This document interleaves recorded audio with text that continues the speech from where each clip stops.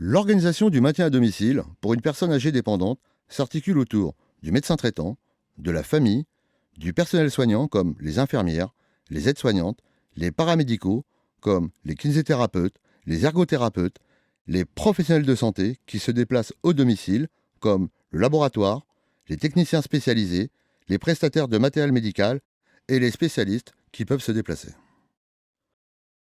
Le fonctionnement du maintien à domicile repose sur des moyens humains, techniques et financiers.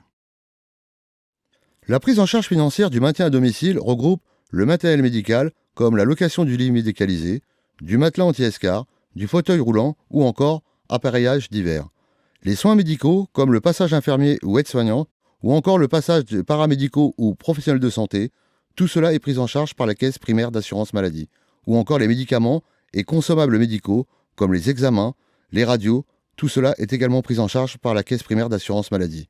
Enfin, les coûts fixes pour le maintien à domicile, à savoir le loyer, l'électricité, assurance d'hiver, ou encore les coûts variables comme la nourriture, les consommables médicaux, tout cela est pris en charge par le patient. Enfin, le recrutement et la rémunération d'une auxiliaire de vie est prise en charge à la fois par le patient et également par l'État sous forme d'aide départementale. Le temps passé par le personnel soignant et les auxiliaires de vie à domicile varie en fonction de l'état de santé et des ressources de la personne âgée dépendante.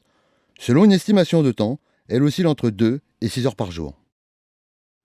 Le placement d'une personne âgée dépendante dans une structure médicalisée type EHPAD s'articule autour d'aides-soignantes, quelques infirmiers, d'agents hospitaliers et quelques bénévoles. Le coût de ce type de structure varie en fonction des prestations. Le coût est d'environ de 2 900 à 5 000 euros par mois. Il existe 8 aides-soignantes la journée et une infirmière pour 100 résidents, et une aide-soignante et un agent hospitalier pour 100 résidents la nuit. Le temps passé par le personnel soignant par résident oscille entre 1h30 et 3 heures par jour.